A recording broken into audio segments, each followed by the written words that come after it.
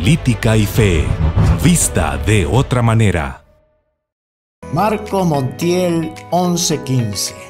Muchos saludos para usted y su familia, Mr. Turner. Me llamo Marcos Montiel, vivo desde 1990 en Estados Unidos y nunca en mi vida he podido ir a El Salvador por causa de la violencia y las pandillas.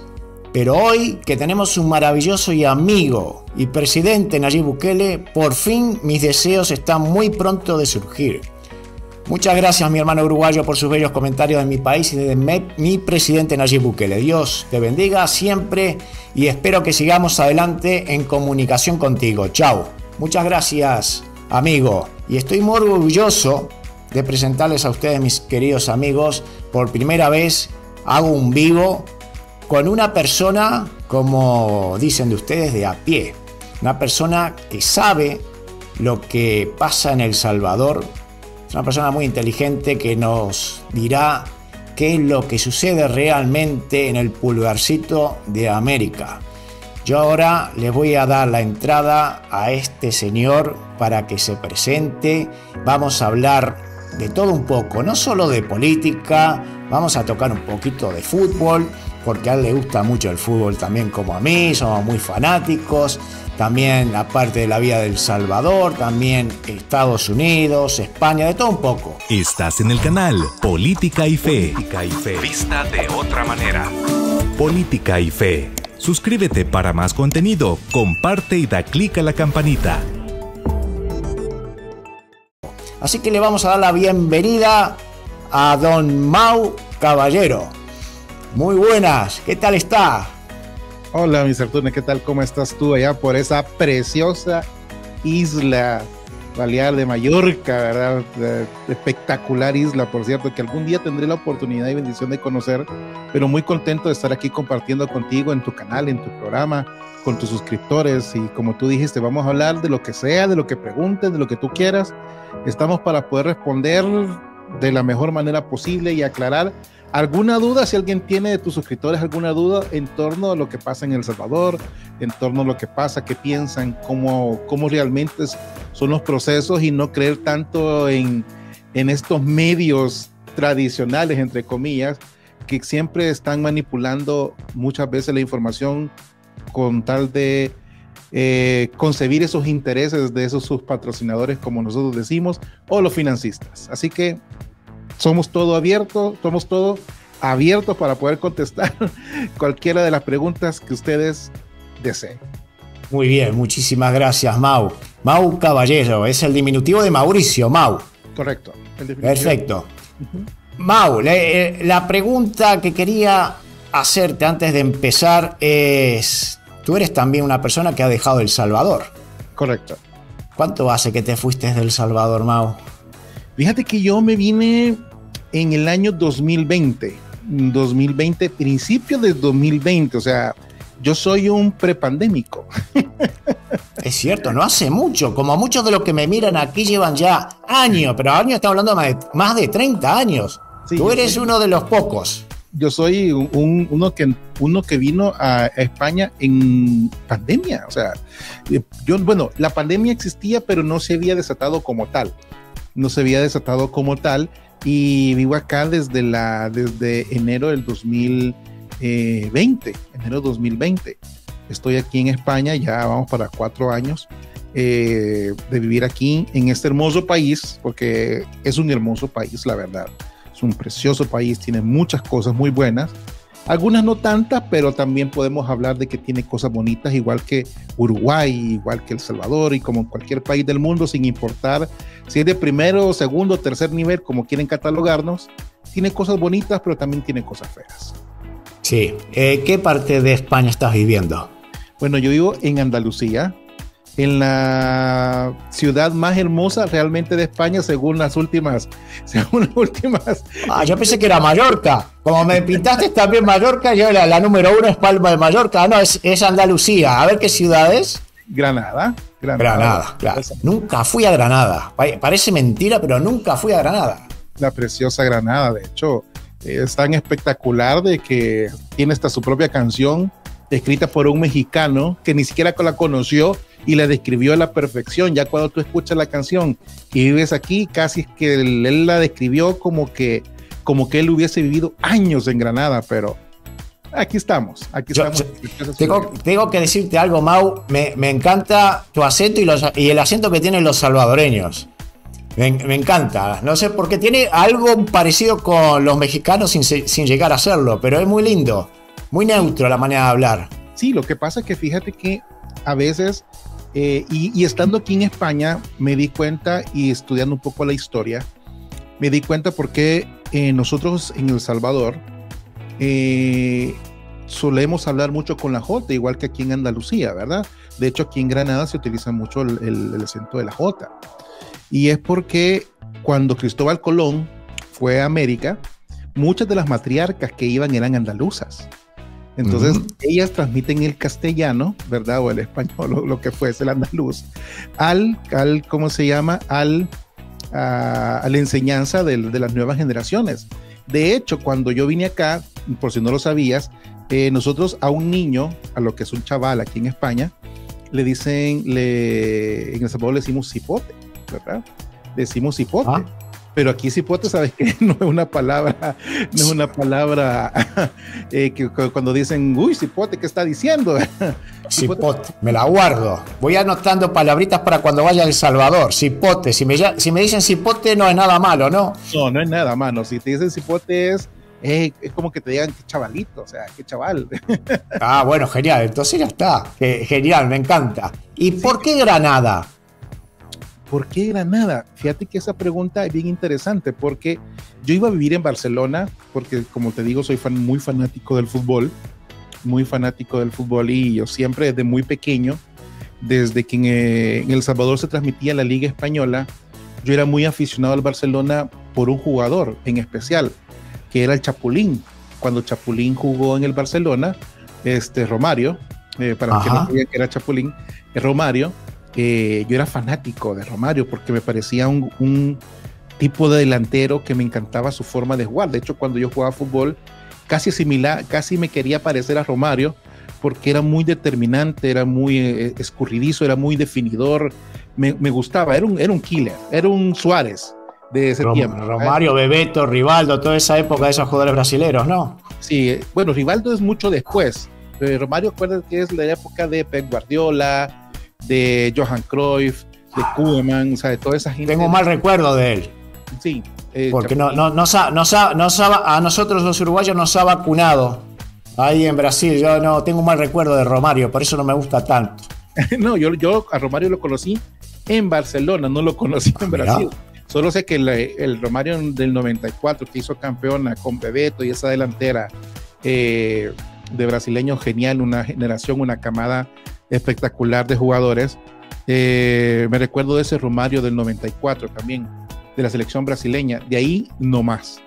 De ahí Romario se retira, viene otra camada de brasileños al Barcelona, viene una época de crisis en el Barcelona también, viene la era Ronaldinho y después Messi. Ya contamos historia moderna y he sido fanático del Barcelona desde ese entonces, desde los 90.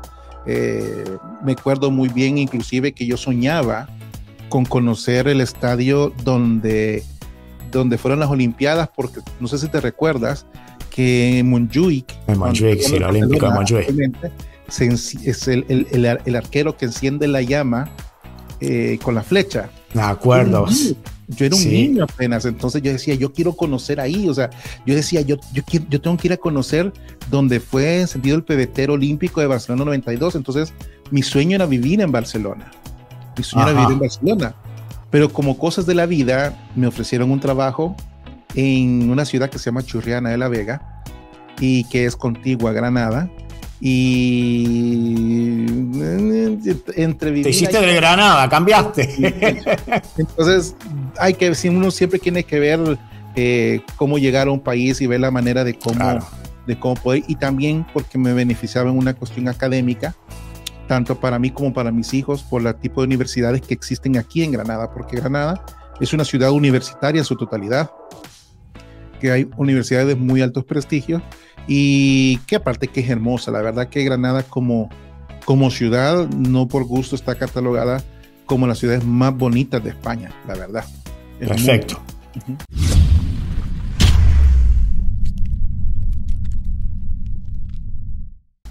Déjame saludar a la gente que está viéndonos de todas partes del mundo. El Loco de los Precios, Allen Peña, José Mengíbar, si lo pronuncio bien, Susana Castelucho, Walter Chévez, Yesenia Alejo, Jacqueline Castillo, Peter Fuentes, Fred, Ceci Ortiz, Jorge Martínez, Aleph Tarot, Alejandro Bonilla, Ana Silvia de Vidal, René Soun, Irma Bonilla. Ahí están todos los que están presentes. Ya somos 76 en el vivo. Son bastantes para mí, 76. No es el primero que... Bueno, es el primero que hago con una persona desde lejos, porque había hecho un vivo con una persona sentada al lado mío, con Miguel. Después hice uno solo y ahora es la primera vez que hago con una persona salvadoreña, que era lo que me interesaba, hablar con gente de El Salvador que me cuente la realidad de su país. ¿Cómo para un salvadoreño...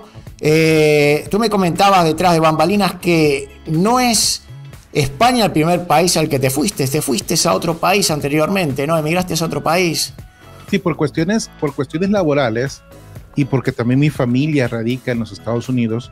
Yo viví cierto tiempo dentro de los Estados Unidos, o sea, conozco muy bien las áreas donde están ejerciendo nuestros hermanos, nuestra diáspora, como decimos, los salvadoreños, los mexicanos, que son en su gran mayoría los centroamericanos dentro de los Estados Unidos, y me ha tocado estar también viviendo allá por diferentes circunstancias también, y viviendo en nuestro país, El Salvador, también. De hecho, ya mi familia, ya nadie vive en El Salvador. Hoy todos nosotros vivimos fuera de El Salvador, por diferentes circunstancias, ¿verdad? Diferentes razones. Mi papá, que fue el primero en emigrar, él fue el primero en salir. Después fueron mis hermanos y por último fui yo. Así que hemos salido del país.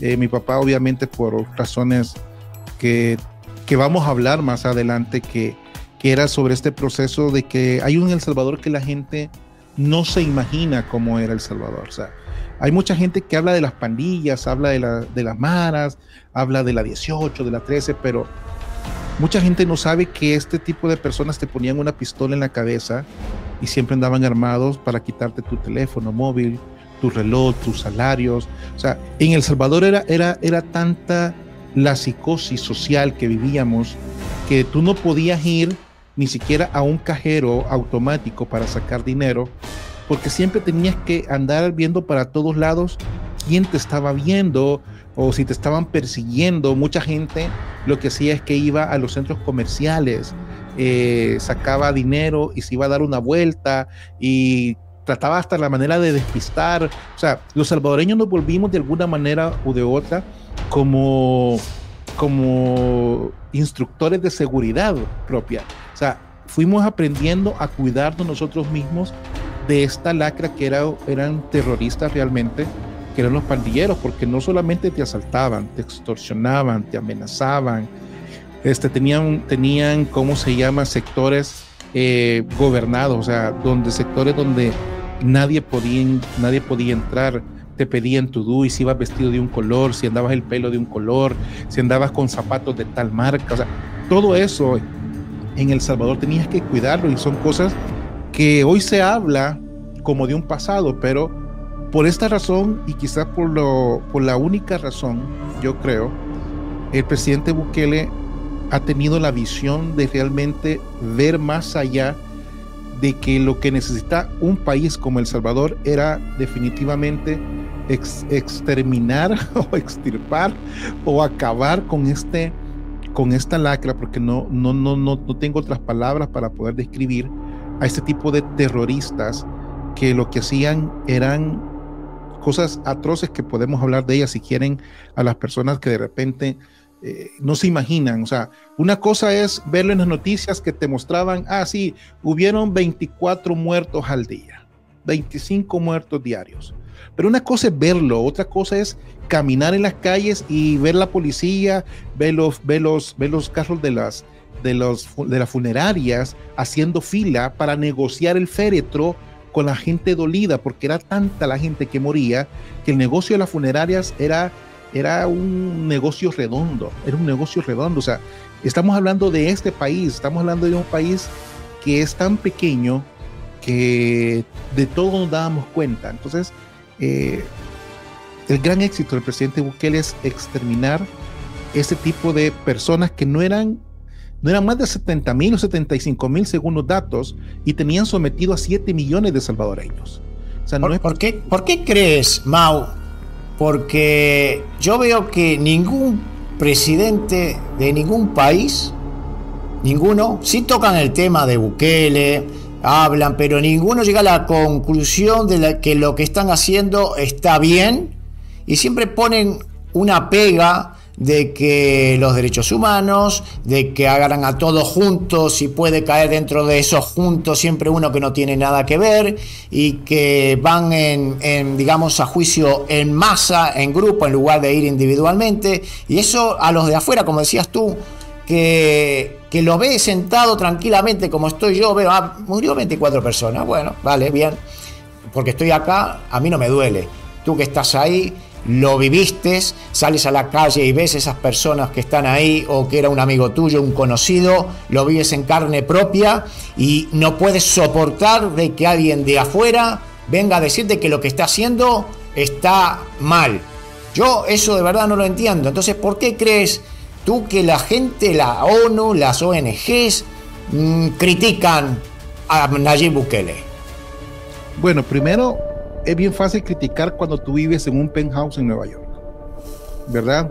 Es bien fácil criticar cuando en tu edificio donde tú vives tienes que pasar por un seguridad, ¿verdad? Es bien fácil criticar cuando tú tienes un salario asegurado, no de 5 pesos como decimos nosotros, sino de altos salarios, altos cargos. Es muy fácil criticar cuando no eres tú quien se sube a un autobús, o cuando no eres tú que va a trabajar día con día a las 5 de la mañana, cuando no es alguien cercano a ti que es asesinado, que fue extorsionado, que tuvo que dejar su país porque fue amenazado por las pandillas. Es bien fácil criticar desde afuera cuando no se vive una realidad. Aparte, considero una manera tan hipócrita las críticas que hacen este tipo de organizaciones, porque al fin y al cabo a las personas que defienden son a los terroristas. ¿Y qué pasa con la gente, como tú dijiste, de a pie? ¿Qué pasa con aquel salvadoreño que se levanta a las 4 de la mañana, así como en los Estados Unidos? ¿Qué pasa con aquella persona que se levanta a trabajar a las 4 o 5 de la mañana para llevar el sustento y ganarse el pan honradamente y llevar una vida digna, pagar sus impuestos, ser un ciudadano de bien? Muchas veces pareciera ser que las leyes defienden más a aquellos que cometen delitos que a aquellos que se portan bien. Entonces, viene el presidente Bukele y es bien claro: defendamos a la gente honrada y capturemos a los que realmente hacen las cosas mal. Y yo creo que este es un principio que en todos los países se aplica. Si tú vas a Estados Unidos y te portas mal, pues la policía no te anda preguntando, te pega tu de electroshot, ¿verdad? Te tira. No andan vueltas. Y ahí los derechos humanos dicen no existen. No existen, a pesar de que hemos visto una cantidad de videos en las cuales capturan a personas de manera salvaje, aunque algunos sí delinquen la ley. Es que aquí parece que estamos romantizando inclusive hasta los delincuentes, ¿verdad? Aquí los romantizamos, es que no conocemos su historia. Pues miren, el que mata a una persona es un asesino, ¿verdad? El que mata a una persona es un asesino, y ese es el nombre que tiene que recibir. Quien roba es un ladrón, quien también roba de cuello blanco es un corrupto. Entonces, esta situación, el presidente Bukele vino y dijo, pues hay que acabarla. E hizo lo que tenía que hacer cualquier persona decente. Y el problema es que él en una declaración lo dijo muy claro: aquellos presidentes que no ejercen el poder del Estado, porque nadie me va a dejar mentir, el Estado siempre va a ser más fuerte que cualquier grupo terrorista en el mundo. El Estado siempre va a tener recursos ilimitados para poder combatir a los terroristas. Pero él lo dijo muy claro: cualquier presidente que no combata, o cualquier Estado que no combata a la delincuencia, es porque tiene nexos con ellos o tiene convenios dentro de esta organización. Yo ahora quiero comentarte algo que pasó en Uruguay hace poco. Aquí tengo a Susana Castelucho, que vive en Uruguay. Ella lo puede saber muy bien. He escuchado de que últimamente ha habido 6 homicidios, que el tema, bueno, la palabra de traficante, ahí me la cancelan, capaz el video, porque usar ciertas palabras aquí en YouTube te cancelan. Eso en Uruguay ahora está siendo muy fuerte. Y comentaban los periodistas que mucha policía, claro, está comprada por toda esta gente, porque claro, los propios policías militares viven en las zonas deprimidas donde están todos estos delincuentes. Y claro, sus salarios son tan bajos que viene esta gente que le tira por debajo de la mesa y ya los tiene ahí a todos comprados. Y claro, eso es muy difícil combatir cuando dentro del propio gobierno ya está establecido una red clientelar corrupta para hacer desaparecer todo eso, que es lo que está haciendo este señor Nayib Bukele. Cuando veo que metieron preso a este señor, no sé si llamarlo señor o qué, quizás es un insulto llamarlo señor al del FMLN, que lo llevaron preso el otro día, lo vi aquí en YouTube, a Romero, ese mismo, ahí no andan con vueltas ya, ahí no se cortan, y eso es lo que la gente quiere ver. Que pasen cosas, no que tan solo hablen y no digan nada, como el presidente, por ejemplo, de Colombia, que ya sabemos cómo es Colombia, no hace falta de andar estigmatizando a los pobres colombianos, la gente de bien que hay ahí, que un colombiano lo tildan de ya sabemos de qué, lamentablemente. Y este señor dice, pobrecitos todos los jóvenes que están metidos en esas cárceles. Es horripilante lo que está haciendo Nayib Bukele, metiendo a toda esa gente en esa cárcel, que yo veo la cárcel y parece un hotel de 5 estrellas comparado con el resto de las cárceles. Entonces, ¿qué más quiere que haga? Yo de verdad no lo entiendo. Yo no lo entiendo de verdad. ¿Por qué los presidentes no están con Bukele? Ninguno. Hasta el de México. Déjame decirte, el de México, y sé que mucha gente se pondrá en contra porque el presidente mexicano es muy querido y muy odiado a la vez. Él cada vez que se junta con Bukele, lo he visto, nunca hace ningún comentario acerca de lo que está haciendo, sino tan solo dice que está haciendo muy buen trabajo con la juventud, pero nunca toca el otro tema. Es muy difícil, hay mucho miedo quizás también, o hay mucho miedo o están todos comprados por estas mafias. Yo la verdad que no lo entiendo. Claro. Wow. Lo que pasa es que, mira, tenemos que entender que los muertos no los ponen ellos. O sea, los muertos los está poniendo el pueblo. Y mientras los muertos los siga poniendo el pueblo y no los pongan ellos, entonces el pensamiento no va a cambiar de en torno a ellos. O sea, tanto los presidentes como AMLO, en este caso Manuel López Obrador, que también ha intentado romantizar esta situación de que están combatiendo, pero los muertos siguen estando ahí. El sufrimiento y el dolor de una familia mexicana sigue estando ahí y parece que eso no les importa a ellos. O sea, el Estado mexicano, que es un Estado muy poderoso, ¿verdad?, tiene la capacidad para poder combatir este tipo de situaciones, pero ellos intentan romantizarlo todo también, igual que como lo están haciendo en diferentes partes de Latinoamérica. Tú que mencionaste a Petro, que acaba de dar unas declaraciones en las cuales dice que la gente que tiene dinero se vuelve de derecha y por eso no quieren que tener dinero para que sigan siendo de izquierda. El pensamiento, yo digo el pensamiento tonto izquierdista que nunca nos ha llevado a nada bueno en ninguna parte del mundo, y todavía hay gente que sigue creyendo que este tipo de políticas son las que sacan adelante, y eso creo que a la larga hace un daño tan grande, porque los únicos que engordan sus bolsillos son ellos mismos. O sea, los izquierdistas políticos viven como oligarcas de derecha, pero quieren que la gente viva como izquierdas. Es un poco contradictorio, ¿verdad? Este sistema político que ellos intentan implementar. Lo es. Y con lo que tú dijiste de Alberto Romero, que es un diputado de Arena, por cierto, perdona la corrección, hay muchos que están detrás también. O sea, esta solo es la punta del iceberg, porque muchos de nosotros que somos salvadoreños conocemos a la perfección cómo han sido los negocios que este tipo de gente ha hecho a costa de la pobreza del pueblo salvadoreño.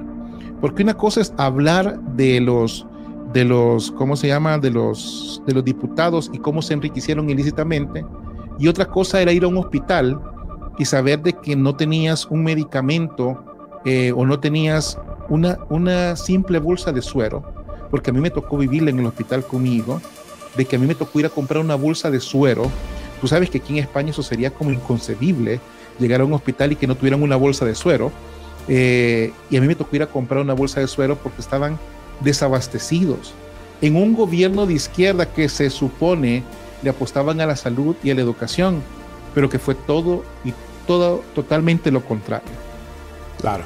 Lo que está pasando en El Salvador es de que ahora, el ser el presidente Bukele, una persona que no está ni casada con la izquierda ni casada con la derecha, no tenés que rendirle pleitesía a nadie, no tenés que deberle ningún favor a nadie, no tenés que estar ocultando absolutamente nada.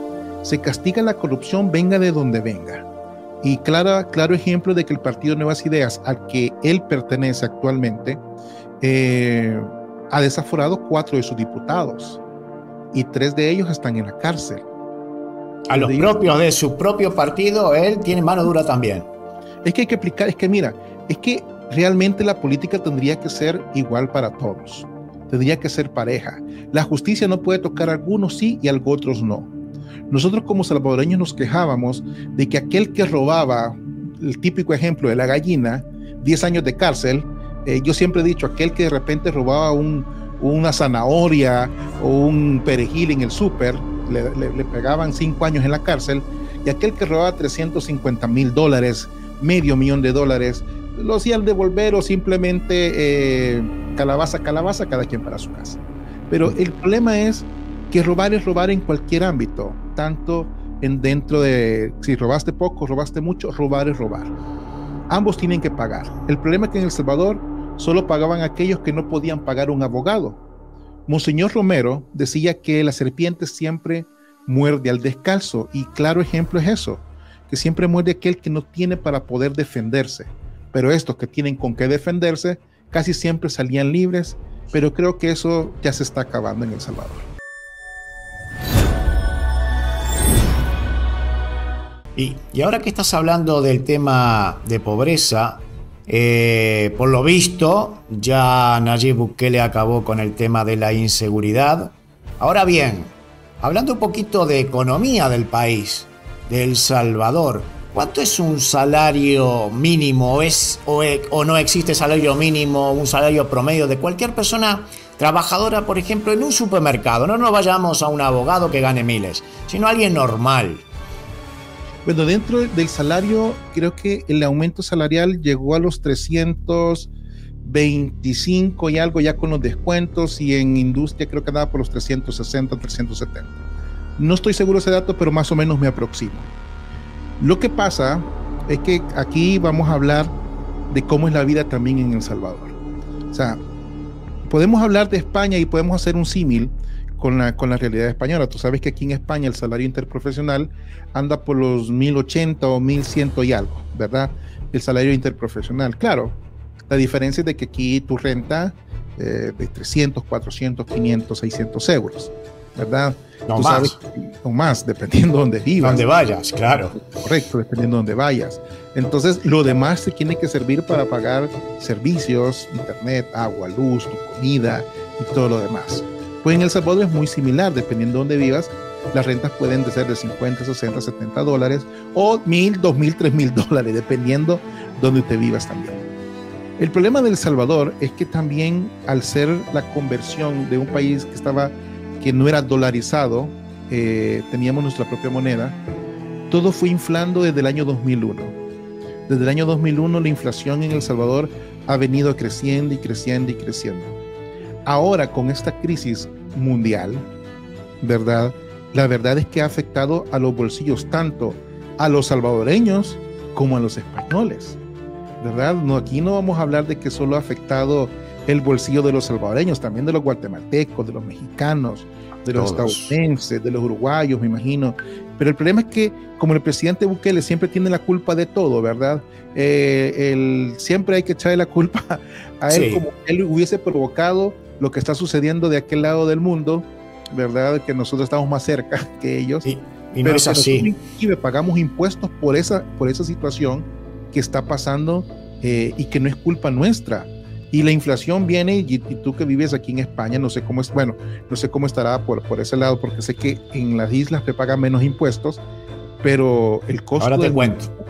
el costo de la energía está altísimo, el aceite de oliva después de valer 1, 2, 3 euros, hoy vale 10, o sea, para que se hagan una idea, también la gente, hay una inflación también, no solo en El Salvador, sino que también en España. En todo el mundo. Yo te cuento aquí, Mau, el tema, bueno, la gasolina está a 1,80 el litro, 1,80. En las Canarias, ¿qué pasa?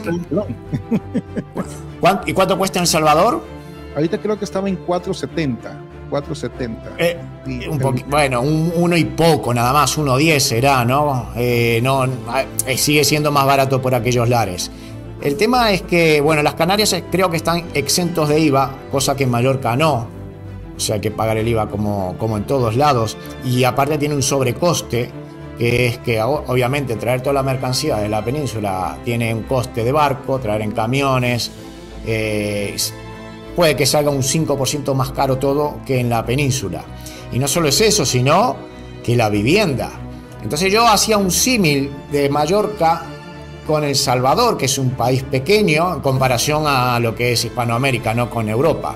El tema es que aquí en Mallorca, como no hay mucho por donde construir, hay mucha demanda de venir aquí a trabajar por el tema de la temporada, hay muchísimo trabajo. Son 6, 7, 8 meses como mucho, hay muchísimo trabajo. El tema es que, claro, el que viene de afuera a trabajar no va a pagar lo que cobra por esos 8 meses. Aparte, no solo lo que te van a pedir, sino también el propietario tiene que cubrirse de cierta manera, porque las leyes no los amparan en nada por el tema de los ocupas, porque tú te puedes quedar ahí, no pagas nada y ¿qué pasa? No te sacan como en otros países, como en Estados Unidos, que te sacan al toque. Aquí no. Entonces se ha convertido esto, sobre todo la juventud, creo yo que la va a tener muy difícil si sus padres no tienen una salida económica, no tienen ya su casa, no tienen una estabilidad económica que le pueda ayudar a su hijo para salir adelante, porque solos, para empezar una vida aquí es muy difícil. Quizás en otras partes de España, quitando Barcelona, Madrid, que es donde está la oferta laboral, nadie se va a vivir a un pueblo porque seguramente ahí no encontrará trabajo. Será más barato, pero no encontrarás trabajo. Por eso es más barato.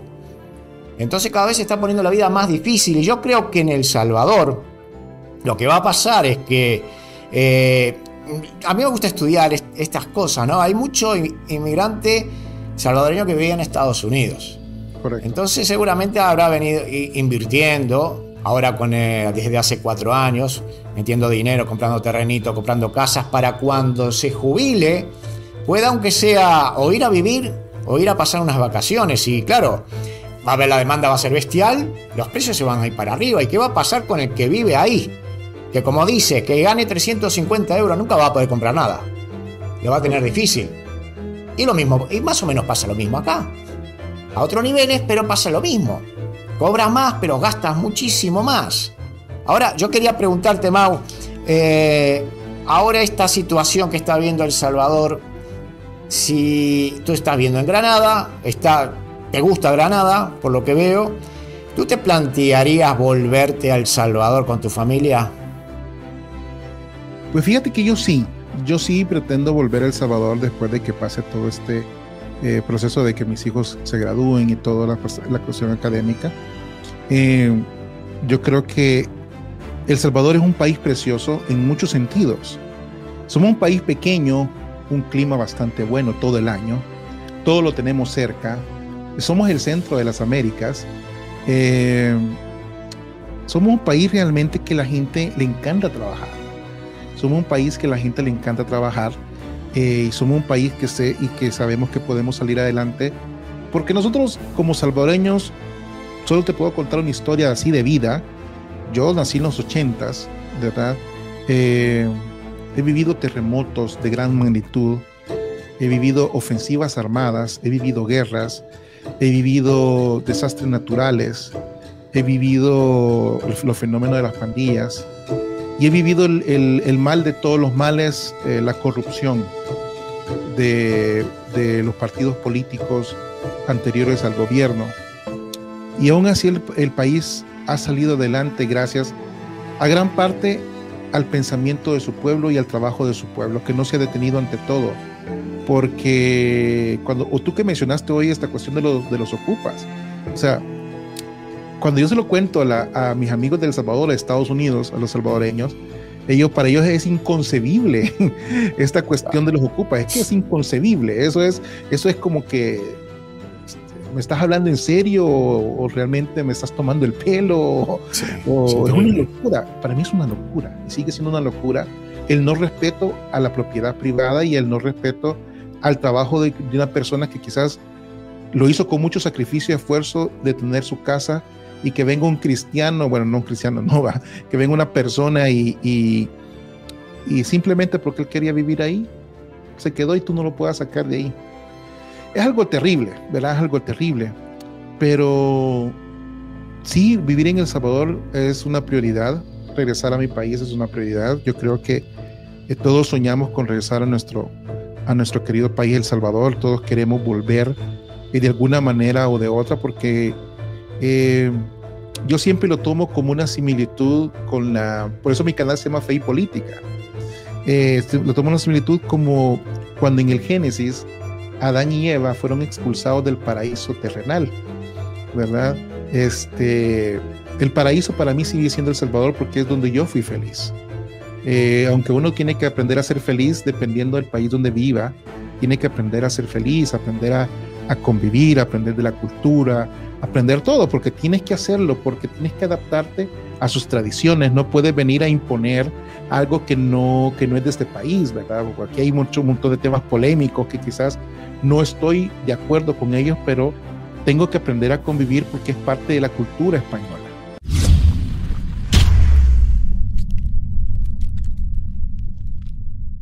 Yo te estoy escuchando, Mau, me estoy entreteniendo muchísimo. Me gusta cómo hablas, cómo te expresas. Me gustaría que mencionaras nuevamente tus redes sociales, porque tú tienes un canal, y para los que no te conocen, ¿dónde se tienen que dirigir ellos para que te vean?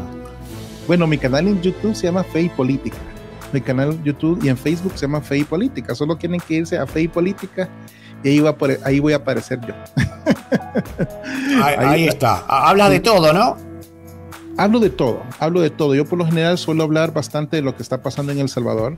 Me gusta también hablar un poco de lo que pasa afuera, pero me gusta más hablar de lo que está pasando en El Salvador por los contextos. Y porque a veces muchas personas, y ya que lo mencionas, no conocen realmente, inclusive hasta la historia del presidente Nayib Bukele. O sea, eso quería preguntarte. No conocen la historia del presidente Nayib Bukele, o sea, porque conocen al presidente Bukele hoy, que acaba de firmar un acuerdo con Google Cloud. Conocen al presidente Bukele, que ha exterminado las pandillas. Conocen al presidente Bukele, que ha implementado el sistema de Bitcoin en El Salvador como moneda de circulación. O sea, conocen al presidente Bukele, que ha actuado en redes sociales y que ha hecho de El Salvador un país de moda, como yo digo actualmente. Ha hecho El Salvador y ha sacado un país de 20,000 kilómetros cuadrados a la palestra mundial, y que todo el mundo hable de él, porque El Salvador es un país muy pequeño. Es muy pequeño. Entonces, la gente solo conoce a ese presidente Bukele, pero no conoce cómo el presidente Bukele llegó al poder realmente. No conoce cómo el presidente Bukele llegó a ser presidente de El Salvador. Yo creo que a veces tenemos que conocer la historia para poder entender el contexto actual. Muchas personas que no conocen, el presidente Bukele empezó siendo un alcalde de una ciudad que se llama Nuevo Cuscatlán. De hecho, podríamos compararla a esta ciudad como decirte, esto sería como, digamos, está la ciudad de Madrid, pero Nuevo Cuscatlán queda allá por donde está Toledo, por decirte algo así. Periferia de una gran ciudad, de la capital. Correcto. Entonces, él empezó ahí, y desde que se empezó a notar la diferencia de que este municipio empezaba a tener un nombre y nadie sabía por qué. Yo me recuerdo que en esos años empezamos a ver la bendita N, la bendita N, porque todavía se sigue viendo. ¿Qué es eso? Para que los que no sabemos, la bendita N. La bendita N es el logo de Nayib Bukele. Ajá. y que era el símil con Nuevo Cuscatlán también. Nuevo Cuscatlán. Entonces la N empezó ahí, en Nuevo Cuscatlán. Entonces, cuando tú entrabas y empezabas a escuchar la transformación que estaba teniendo este municipio, llamaba mucho la atención porque la gente de ese municipio ya no emigraba hacia los Estados Unidos.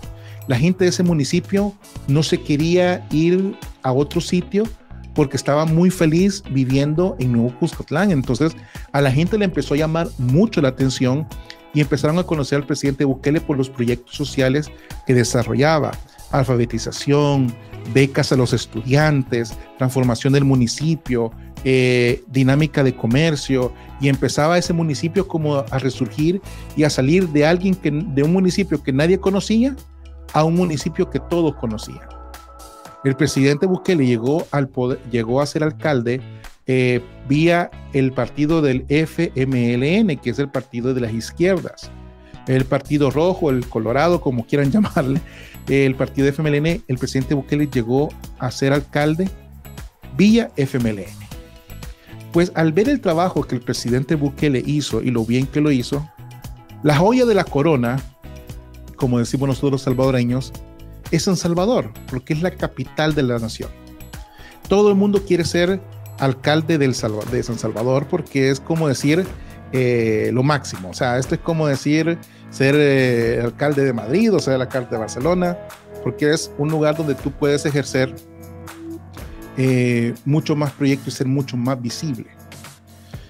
Entonces el FMLN viene y lo lleva como candidato a la alcaldía de San Salvador, la cual viene el presidente Bukele con su estrategia de renovar la capital, y gana la alcaldía de San Salvador y arrasa la alcaldía de San Salvador, y efectivamente transforma la alcaldía de San Salvador, y San Salvador cambia radicalmente su imagen.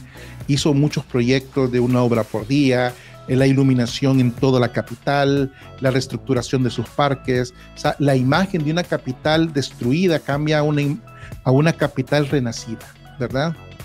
Pero él ya empezaba a tener problemas con el FMLN porque no estaba de acuerdo con cómo se llevaba el gobierno en ese entonces de Sánchez Serén, y él empezaba sus críticas de manera constante, que si el FMLN no cambiaba, ese partido se iba a autodestruir, porque no se daban cuenta de que seguían pensando como en 1980. O sea, esta gente todavía piensa de que levantando el puño izquierdo, piensa que todavía cantando himnos de batalla o de guerra van a ganar de nuevamente, y que la revolución y que el socialismo y que la sangre de los no sé quién, y empiezan con sus lemas, ¿verdad?, izquierdistas.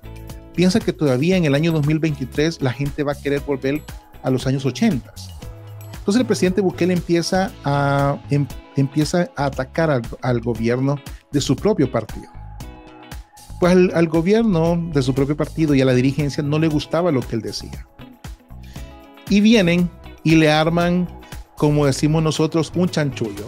Un chanchullo para nosotros es como le arman como una treta, le arman como un plan para desprestigiarlo y para expulsarlo del partido. Y la bendita razón por la que expulsaron al presidente Bukele, no sé si tú lo sabías, es que a él lo expulsan porque lo acusan de que él le tiró una manzana, ojo, una manzana. Esto es como el pico de Rubiales, ¿verdad? O sea, un piquito y el desastre que se armó. Aquí le tiró una manzana, ¿verdad?, a una concejal de la alcaldía, y eso fue el motivo para poder expulsar al presidente Bukele del FMLN. Hicieron un favor entonces. Sí, hicieron, ellos mismos, esa bendita manzana creo que les ha salido bastante cara a ellos. Bastante cara, la más cara. La manzana más cara de la historia le podemos poner, porque acabó con un partido político ya en su totalidad. Entonces el presidente Bukele viene y decide formar su propio partido político, que se llama Nuevas Ideas. Pero lastimosamente, en ese entonces, en el 2018, cuando él forma el partido Nuevas Ideas, inclusive yo soy firmante del partido, todo estaba en contra de él. Tanto la Asamblea Legislativa como los magistrados del Tribunal Supremo Electoral. El presidente Bukele tuvo la capacidad de reunir 200,000 firmas en 4 días para formar un partido político. pero los del Tribunal Supremo Electoral le bloquearon en su totalidad la inscripción del partido para que él no pudiera participar como presidente en las elecciones del año 2019. Entonces viene el presidente Bukele, al no tener esa opción de poder participar con su propio partido, viene y se va a un partido político que se llama Cambio Democrático. ¿Y qué crees tú? Por casualidad de la vida, también cancelan a Cambio Democrático para que el presidente Bukele no pueda participar en las elecciones. Qué curioso, ¿verdad? O sea, aquí las cosas son bien curiosas. No pudieron inscribir, aunque tuvieran las firmas, pero también cancelaron al otro partido con el que el presidente Bukele también podría correr. Qué casualidad de la vida. Entonces, 5 minutos antes de que las elecciones, de cerrar el periodo de inscripción presidencial, el presidente Bukele se afilia al partido Gana. Y lo hace 5 minutos antes. Y me recuerdo muy bien, porque para que nadie tuviera ningún tipo de dudas, él inclusive abre una cuenta de Twitter inscribiéndose él para dejar constancia de que lo hizo 5 minutos antes de que se acabara el proceso de inscripción y así no pueda ser vetado de ninguna manera. Por ley o por lo que tú quieras, tuvieron que aceptar la candidatura del presidente Bukele. Fueron poniendo una de trabas, tú te puedes imaginar todo lo que hacían con tal de que él no llegara al poder, porque ellos sabían que el presidente Bukele, llegando al poder, sabían que iba a ganar. O sea, si como alcalde tenía ese, ¿cómo se llama? Ese arrastre, como decimos nosotros a los salvadoreños, ahora como presidente, créeme que la elecciones de 2024, febrero de 2024, no va a ser un gane, va a ser una masacre electoral. Va a ser una masacre electoral, porque si así fue en el 2019, a pesar de todo, que lo conocíamos como alcalde y no como presidente, que hizo tantas cosas positivas, inclusive en contra de la primera asamblea con la que él gobernó, que le bloqueaba por todos lados los préstamos, las ayudas, los proyectos. Muchos no lo saben, pero el presidente Bukele prácticamente tiene gobernando como tal 2 años, porque el primer año fue de pandemia, y todavía en contra de una asamblea que lo reprimía, que inclusive interpelaba a sus propios ministros, que era una asamblea tan nefasta de los partidos de oposición que mucha gente no se daba cuenta de que, y bueno, mucha gente se dio cuenta de que la persecución era una persecución criminal. Era una persecución criminal, y yo creo que al fin y al cabo el presidente ha sabido sortear cada una de la oposición que se ha ido poniendo enfrente, y por eso es el éxito del presidente Bukele también, porque a pesar de todo los que están en contra, él sigue adelante.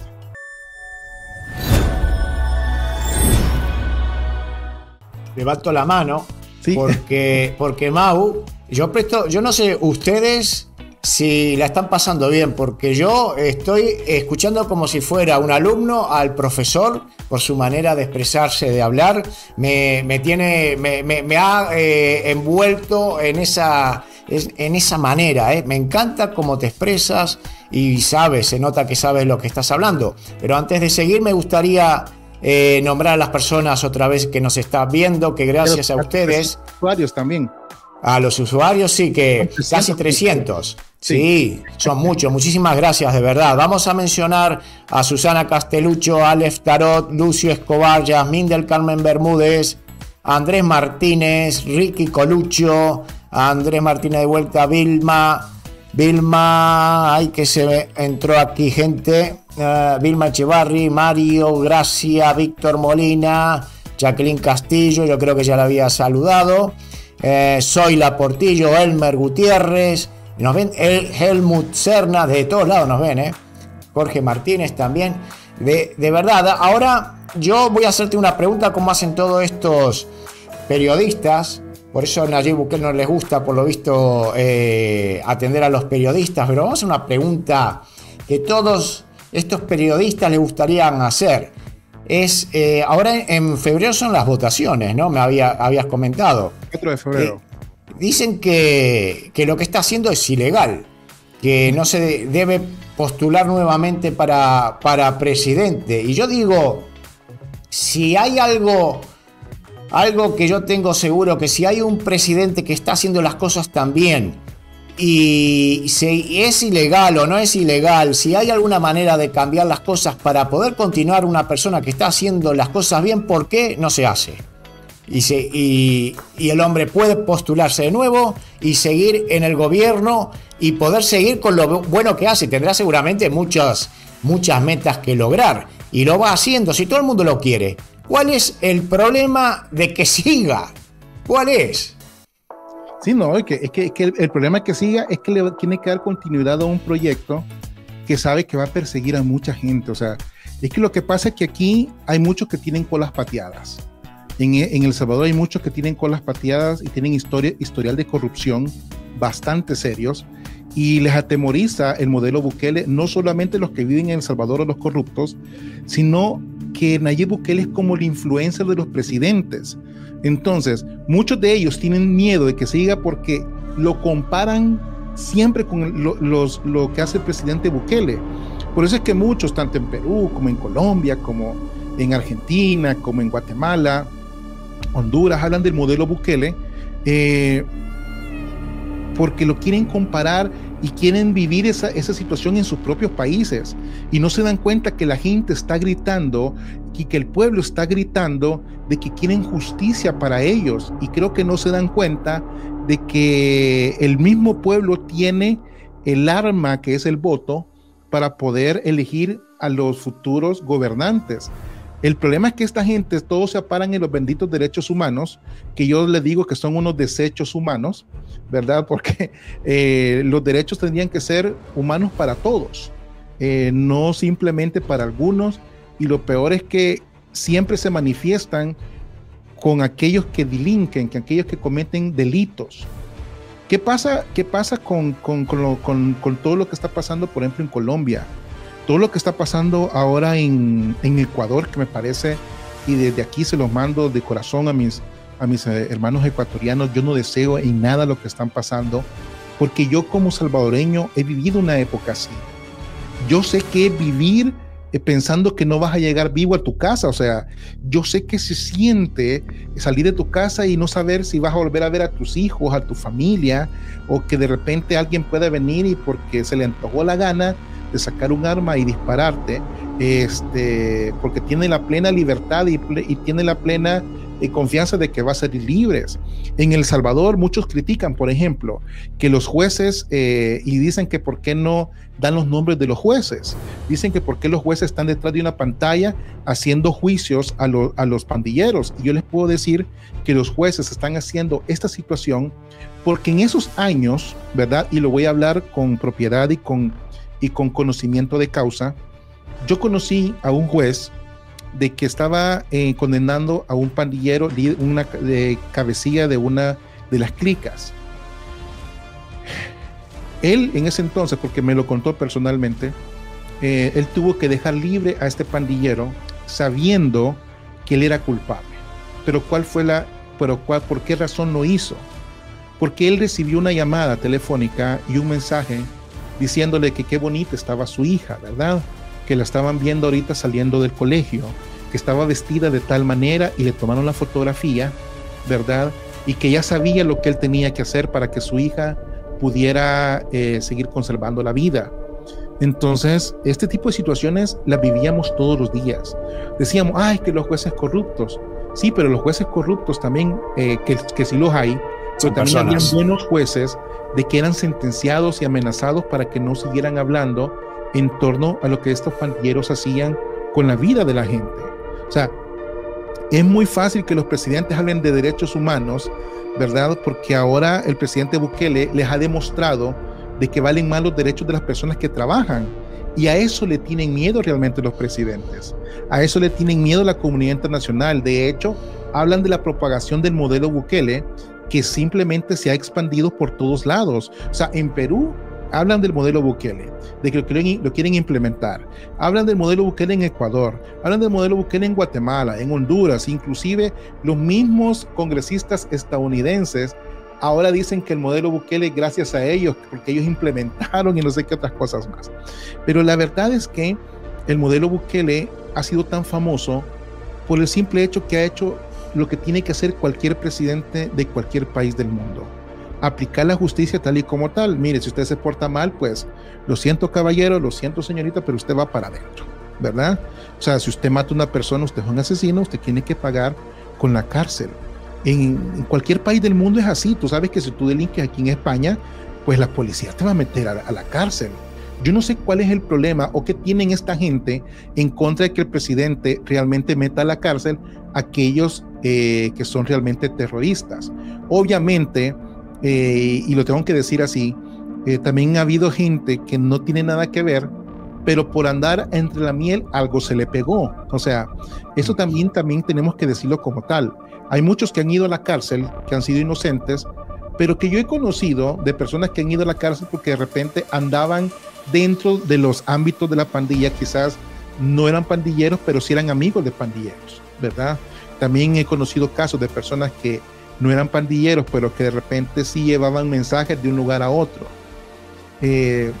A veces también sé que hay gente que no tiene nada que ver, porque también el mismo presidente Bukele lo ha admitido, que no ha sido un plan perfecto, pero que el porcentaje como tal lo manejan los organismos internacionales también es una mentira, no es un porcentaje tan alto.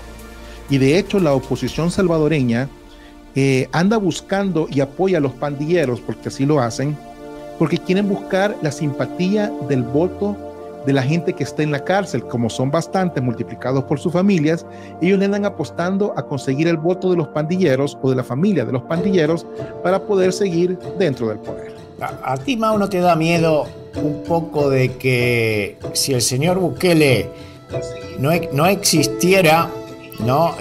Porque yo lo que veo que donde está El Salvador ubicado, que está rodeado de 3 grandes países, ¿no? Guatemala, Honduras, Nicaragua, es el único país de El Salvador que no actúa como tapón de toda, digamos, Hispanoamérica, ¿no? Si tú miras el mapa, vas hacia arriba, tienes Costa Rica, o tienes Panamá, Costa Rica, después que te viene Nicaragua, después Honduras, Guatemala, y El Salvador está ahí arrinconado. Entonces, como que si uno piensa bien, Bukele, ese es un paraíso ahí, verde, es la luz. Sin embargo, si este hombre no estuviera, toda esa gente que seguramente muchos de estos maleantes habrán escapado a los países limítrofes, estarán ahí esperando. De hecho, en Honduras está pasando ese fenómeno, también en Guatemala, ¿verdad? En México están sufriendo la emigración de pandilleros, ¿verdad? Y de hijos de pandilleros y de miembros de las pandillas que han logrado escaparse de las fronteras de El Salvador y que están haciendo destrozos en los países como Honduras, Guatemala y México. ¿Y por qué lo menciono? Porque de repente la persona que es mala, aquellos que son malos, van a ser malos en cualquier parte. A ellos no les va a importar, dependiendo de dónde estén, ellos siempre van a querer ser lo que ellos son, ¿verdad? Y que cambien es bastante complicado, ¿verdad? Yo sé que una persona tiene la capacidad de cambiar, pero esta gente, al no conocer otra cosa, que es robar, asesinar, extorsionar, van a seguir haciendo lo mismo. De hecho, no sé si tú te percataste de que en El Salvador los familiares de los pandilleros se estaban quejando que habían metido presos a las personas que le daban de comer a su familia. O sea, ellos vivían a base de lo que ellos extorsionaban a otras personas. O sea, las personas se quejaban de que ya no tenía quien les diera de comer porque habían metido presos a sus hijos pandilleros. De hecho, periodistas de El Salvador decían que las maras eran un fenómeno social necesario para poder... Y lo piensan así, es que lo piensan, aunque uno no le entre en la cabeza porque eso no es normal, pero para ellos es así, es eso mismo, le dan de comer a muchos. Y si se lo quitas de golpe, ¿qué pasa con esa gente? ¿Qué va a pasar con esa madre que tiene el hijo? Porque muchas madres, padres utilizan a sus hijos para salir a vender, a robar, a delinquir, se quedan tranquilos en sus casas mientras ellos hacen el trabajo sucio, porque esto no es solo estigmatizar al pobre, porque hay pobres que nunca en su vida han tocado nada y lamentablemente no han tenido la suerte de salir de esos barrios deprimidos y salir de esos delincuentes, estar rodeado de esa delincuencia, y sin embargo han sido capaces muchos de salir adelante, tener la fe, tener la cabeza de no caer en la tentación, pero muchos que no tienen cabecita floja, porque hay muchos que no le da la cabeza y lamentablemente, como has dicho, eso siempre van a existir, no vas a poder lograr erradicarlos nunca, porque cada vez yo veo que en Hispanoamérica se multiplica más y más y más, y eso no va a parar nunca. Cada vez hay más delincuencia en todos los países, no se va a parar. Yo, Mau, hemos cumplido la hora, hemos llegado a 353, yo te prometí una hora porque no quiero robarte más de tu tiempo, porque sé que es muy valioso, porque tú haces siempre vivos a toda hora, ¿no? Me dices que ¿a qué hora haces los vivos tú? Bueno, yo suelo hacer los videos, siempre sale uno a la 1 de la tarde, hora peninsular española, y a la 1 de la mañana también hora peninsular española. O sea, siempre saco 2 videos y los en vivos. A veces los hago cuando tengo ganas, no los hago siempre. Pues estás inspirado. Cuando estoy ahí, que tengo mi tiempito de trabajo también. Tú sabes que aquí en España muchas personas que no conocen España, ¿verdad? Uno tiene que trabajar como en todos lados. Hablaremos eso, nos juntaremos y hablaremos en otro video tocando la temática de España y cómo vivir acá. Sí, verlo como latinoamericanos, porque también para un latinoamericano vivir en España es complicado. Es complicado por muchas razones, aparte de que se dice que es un país de primer mundo, pero hay muchas cosas que no son tan de primer mundo. No, pero eso lo dejaremos para otros videos. No, cumplimos una hora. Vuelve a nombrarme el canal tuyo para que la gente que no te conoce vaya. ¿Cómo es que se llama? Se llama Fe y Política. Fe y Política en YouTube. Fe y Política, vale. Y yo también me tengo que autopromocionar, que yo tengo otro canal que se llama Mr. Turnes Más, donde tengo los otros videos, porque hay muchos amigos que me preguntan ¿dónde están los videos que subía siempre? Pues los tengo en el canal Mr. Turnes Más, donde viajo por España, filmo de Uruguay y por donde caiga. Entonces, mi amigo Mau, ha sido un placer tenerte, de verdad, un honor, me encantó esta charla, escucharte hablar, y yo creo que a la gente también, por todos los comentarios que están apareciendo, está muy contento con esta entrevista. Yo te mando un gran abrazo y vamos a quedar para otro directo, que me ha encantado. Muy bien, excelente, ¿no? Y saludos a todos los 335 que veo conectados acá. Saludos. Un montón, increíble. Sí, bastante. Yo espero que sigan tu canal y esperamos volver a charlar de nuevo y poder hablar más ampliamente de lo que está pasando en cualquier parte del mundo, en España, en Estados Unidos y en El Salvador, desde luego. Ahí va, ahí quedamos. Muchas gracias y un abrazo. Gracias. Y un abrazo para todo el mundo. Chao, hasta la próxima.